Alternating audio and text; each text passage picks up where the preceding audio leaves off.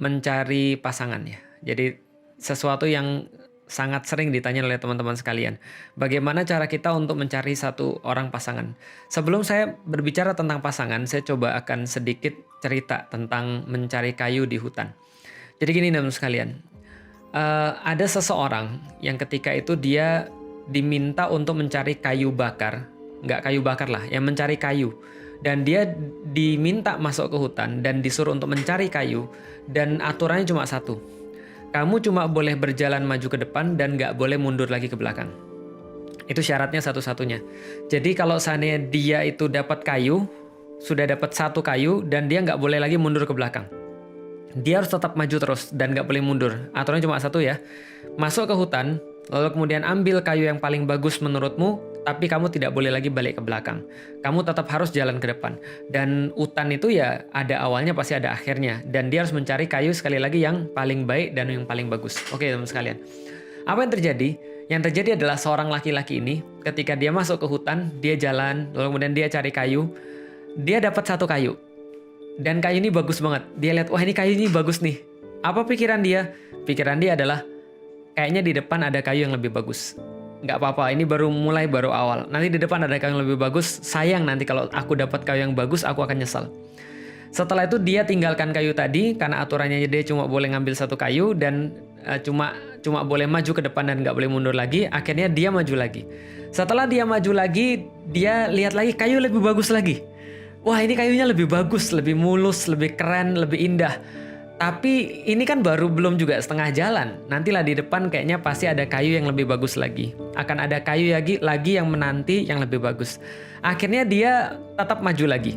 Dan benar, pertengahan jalan dia temukan kayu yang lebih bagus lagi. Bentuknya lebih bagus, lebih cerah warnanya. Lalu kemudian secara kekerasan lebih keras daripada kayu yang di awal-awal tadi. Maka dia bilang, wah aku dapat kayu ini, apa aku ambil aja ya? Lalu kemudian dia pikir, kalau seandainya trennya kayak begini nih, jadi kalau trennya adalah ada kayu yang lebih bagus, ada kayu bagus, ada kayu yang lebih bagus lagi, ada kayu yang lebih bagus lagi, ada kayu yang lebih bagus lagi, kayaknya di depan ini mesti ada kayu yang lebih bagus lagi. Dan ternyata betul, dia dapat kayu yang lebih bagus. Dan dia berharap di depan dia akan mendapatkan kayu yang lebih bagus lagi, dia tinggalin kayu yang tadi, akhirnya dia jalan lagi, tanpa terasa dia sudah hampir sampai ke ujung. Lalu kemudian dia dapat satu kayu. Ternyata kayunya nggak sebagus yang dia temukan di tengah tadi. Kayunya mungkin lebih retas, lebih getas, lebih kemudian gelap warnanya, dan mungkin nggak seperti yang dia bayangkan. Dia pikir, harusnya aku ambil yang tadi. Tapi nggak apa-apa, daripada aku ambil yang ini downgrade. Lebih baik aku cari yang di depan lagi. Akhirnya dia cari yang di depan lagi, dia dapat kayu yang bagus lagi, dan dia bilang, tapi ini bagus sih, tapi nggak sebagus yang di tengah. Aku akan cari, kalau aku yang dapat di tengah, aku akan langsung untuk ambil, lalu kemudian keluar daripada hutan ini. Dia tinggalin lagi dan dia jalan. Terus menerus begitu, ternyata apa yang terjadi? Sampai dia keluar daripada hutan tadi, dia tidak mendapatkan kayu satupun yang dia bisa bawa ke rumahnya. Ini kayak apa sih? Ini kayak orang yang ketika dia mau nikah, tapi dia nggak ngerti kenapa dia mau nikah. Ini yang saya maksud dengan orang-orang yang nggak ngerti tujuan dia nikah itu apa. Karena itulah dia bingung, karena itulah dia mungkin berada dalam satu dalam satu keadaan di mana dia ini iya nggak ya? Aku harus nggak nih? Ini terima nggak ya? Ini ditolak atau nggak nih? Atau seperti apa nih? Ini yang saya bilang orang yang kayak ibarat nyari kayu dan dia terus-menerus berpikir nanti di depan ada yang lebih baik. Nanti di depan ada yang lebih baik. Nanti di depan dia pikir di belakang coba aku ambil. Hidupnya akan penuh dengan penyesalan dan hidupnya akan penuh dengan harapan-harapan yang nggak pasti. Karena manusia itu senantiasa berada di antara dua. Antara harapan dan antara penyesalan. Nah, bagaimana supaya kita ini tetap punya harapan?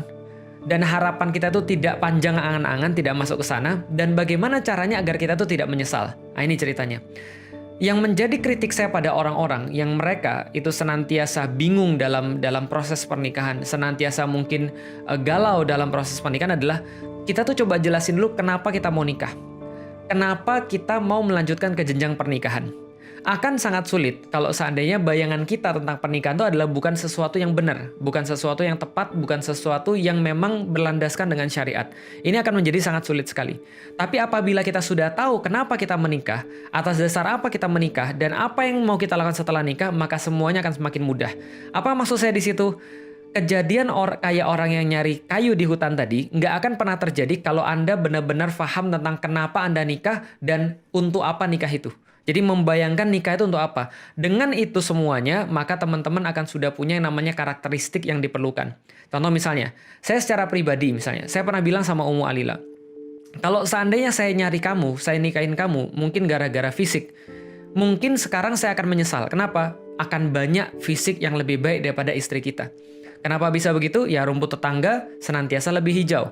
Karena yang namanya cantik itu kan bukan hanya berdasarkan fisik, tapi berdasarkan perasaan, berdasarkan penasaran dan seterusnya. Akan ada yang lebih baik, akan ada yang lebih bagus. Kalau saya nikahi dia karena fisik, mungkin saya sekarang merasa menyesal. Lalu kemudian berpikir, kenapa saya nggak sama ini aja ya? Coba dulu saya belum nikah, mungkin saya bisa sama ini. Kenapa? Karena dia nggak punya karakteristik yang dia inginkan. Dia nggak punya orang yang dia jadikan sebagai standar ketika dia mau nikah. Apa keinginan dia ketika nikah? Saya nikah sama istri saya bukan karena itu semua.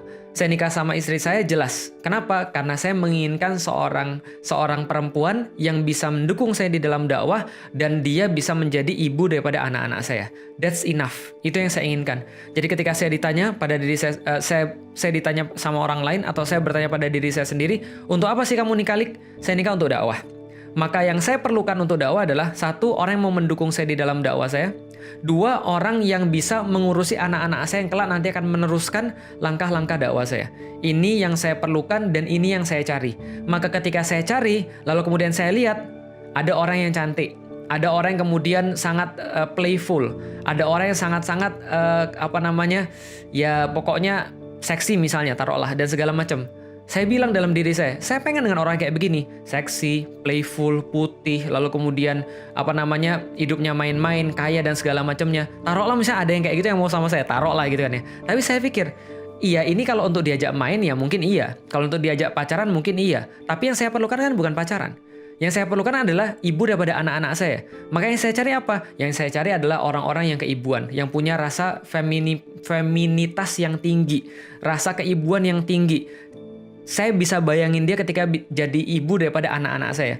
Maka kemudian saya nikahi istri saya yang sekarang, Ummu Alila, karena saya punya standar seperti apa kehidupan saya ke depan. Apa yang saya cari ke depan. Ketika saya cari ke depan adalah orang-orang kayak begini, maka saya nggak perlu yang lain selain apa yang saya perlukan. Adapun kalau saya dapat yang cantik, yaitu adalah bonus.